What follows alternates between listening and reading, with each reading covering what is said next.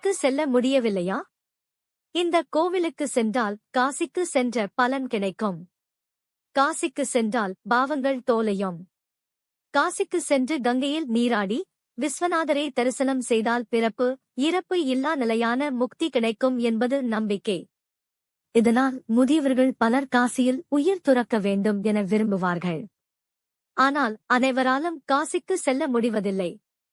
எந்த ஒரு கோவிலுக்கு செல்வதற்கும் முதலில் இறையருள் வேண்டும் என்பதை தாண்டி பலரின் பொருளாதார நிலை காரணமாக காசிக்கு செல்ல முடிவதில்லை. காசிக்கு செல்ல முடியாதவர்கள் காசிக்கு சென்று வழிபட்ட முழு பலனையும் அடைவதற்கு தமிழகத்திலேயே பல கோவில்கள் உள்ளன. அவற்றில் புகழ்பெற்ற தென்காசி விஸ்வநாதர் கோவில், கும்பகோணம் காசி விஸ்வநாதர் ஆலயம் ஆகியவை. இது தவிர கொங்கு மண்டலத்திலும் காசிக்கு இணையான புண்ணிய பலனைத் தரும் ஆலயம் உள்ளது. தாராபுரம் அருகில் உள்ள குண்டடம் கோங்கு வடுகநாதசுவாமி கோவில்தான் அது. கோங்கு நாட்டு காசி.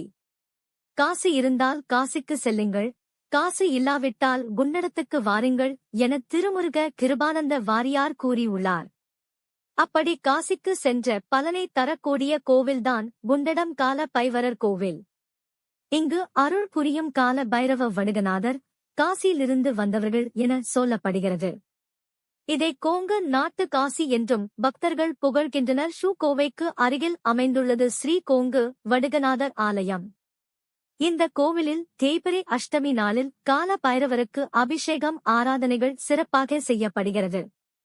சிவனின் வீர அம்சமாக கருதப்படுபவர் பைரவர். காலச்சக்கரத்தை இயக்கும் பரம்பொருள் இவர்தான். காலனாகிய யமனையே நடுநடுங்க வைப்பவர் என்பதால் இவரை கால பைரவர் என்று அனைவரும் அழைக்கின்றனர். பைரவரை வழிபடுபவர்களுக்கு யம பயம் கிடையாது. சிவாலயங்களுக்கும் ஆலயம் அமைந்துள்ள ஊருக்கும் இவர்தான் காவலாக உள்ளார். அதனால் க்ஷேத்திரபாலகர் என்ற பெயரும் இவருக்கு உண்டு. வாய் வடிவில் 4 வேதங்கள் இவருக்கு வாகனமாக உள்ளது. காசி பைரவர் கோங்கு நாடு வந்த கதை. மன்னர்கள் காலத்தில் கேரளத்தில் இருந்து வரும் வணிப் பொருட்கள் அனைத்தும் கோங்கு நாட்டு வழியாகவே வண்டியில் கொண்டு வரப்பட்டன. அங்கிருந்து சேர, சோழ, பாண்டிய நாட்டுகளுக்கு செல்லும். கோங்க நாடு வழியாக செல்லும் வணிகர்கள் இரவு நேரங்களில் குண்டடம் பகுதியில் மேடாக இருக்கும் பாதுகாப்பான இடத்தில் தங்குவது வழக்கம். அங்கு அரச மரத்தடியில் பாம்படீஸ்வரர் என்ற பெயரில் சிவலிங்கம் மட்டுமே ஆரம்பத்தில் இருந்து வந்தது. இந்த இடத்திலிருந்து சிறிது தூரம் தள்ளி கால பைரவரும் விடகீஸ்வரரும் பூமிக்குள் புதைந்து இருந்தனர். ஒருமுறை சேர நாட்டு வணிகர் ஒருவர் ஏராளமான மிளகு மூட்டைகளுடன் பாண்டிய நாட்டுக்கு சென்று கொண்டிருந்தார். வழியில் குண்டடம் மேட்டில் தங்கினார். அவ்வழியாக வந்த கோன் விழுந்த முதியவர் இருமியபடியே வந்து, ஐயா, எனக்கு உடல்நிலை சரியில்லை. மிளகு கஷாயம் வைத்து குடித்தால் இருமல் சரியாகும். தயவு செய்து எனக்கு கொஞ்சம் மிளகு தாருங்கள் என கேட்டார். இந்த முதியவருக்காக மூட்டையே அவிழ்க்க வேண்டுமா என நினைத்த வியாபாரி, பெரியவரே, இது மிளகு இல்லை, மூட்டையில் பாசிப் பயறுதான் உள்ளது என போய் சொன்னார். அதற்கு முதியவரும் அப்படியே ஆகட்டும் என சொல்லிவிட்டு சென்றார். கனவில் வந்த வடுகநாதர். மறுநாள் மதுரையை அடைந்த வியாபாரி பாண்டிய மன்னனிடம் நல்ல விலை பேசி மிளகு மூட்டைகளை விற்று பணத்தையும் பெற்றுக் கொண்டார். அந்த சமயத்தில் பாண்டிய மன்னனுக்கு சந்தேகம் வந்து மிளகு மூட்டைகளை சரி பார்க்க உத்தரவிட்டார். மூட்டையில் பச்சை பயிர்கள் இருந்தது கண்டு கோபமடைந்த பாண்டிய மன்னன் தன்னை ஏமாற்ற நினைத்த வியாபாரியை சிறையில் அடைக்க உத்தரவிட்டார். பதறிப்ப போன வியாபாரி நடந்தவற்றை மன்னனிடம் சொன்னார். ஆனால் மன்னன் அதை நம்பவில்லை. தனது தவறை உணர்ந்த வியாபாரி வடுகநாதரிடம் மன்னிப்பு கேட்டு கதறினார். அன்று இரவு பாண்டிய மன்னனின் கனவில் வந்த வடுகநாதர் தானே மிளகை பயராக மாற்றியதாகவும் வியாபாரியை விடுவிக்கும் படியும் கூறினார். ஆனால் இது வியாபாரியின் மந்திர வேலையாக இருக்கும் என சந்தேகப்பட்டு பிறந்தது முதல் பேசாமல் இருக்கும் தனது மகளையும் நடக்க முடியாமல் இருக்கும் தனது மகனையும் குணப்படுத்தினால் நம்புவதாக தெரிவித்தார். இதைக் கேட்ட வடுகநாதர் 2 பிள்ளைகளையும் குணமாக்கினார். தனது தவறை உணர்ந்து பைரவரிடம் மன்னிப்பு கேட்டார் மன்னன். மிளகு நைவேத்தியம். தானும் விடங்கதீஸ்வரரும் குண்டடத்தில் பூமிக்குள் மறைந்திருப்பதாகவும் தங்களை வெளியில் எடுத்து ஆலயம் எழுப்புமாறு தெரிவித்த பைரவர் வியாபாரி கொண்டு வந்த பயிர்களை மீண்டும் மிளகாக மாற்றினார்.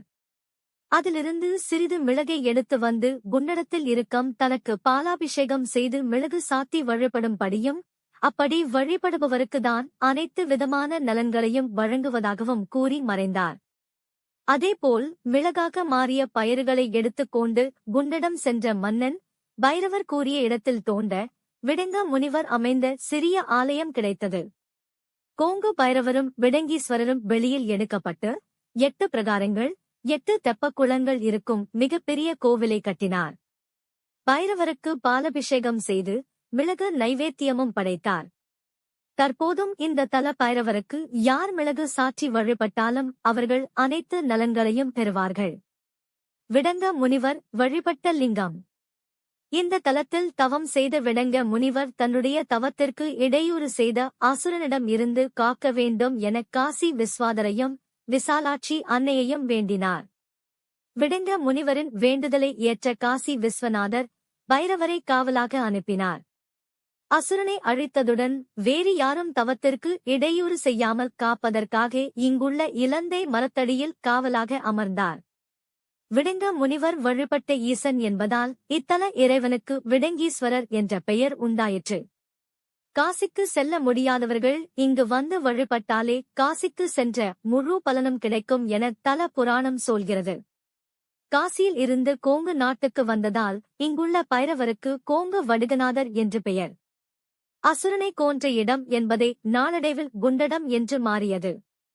கோமை மதுரை நெடுஞ்சாலையில் பல்லடத்திற்குள் தாராபுரத்திற்கும் இடையில் அமைந்துள்ளது இந்த குண்டடம் காலபைரவர் ஆலயம்.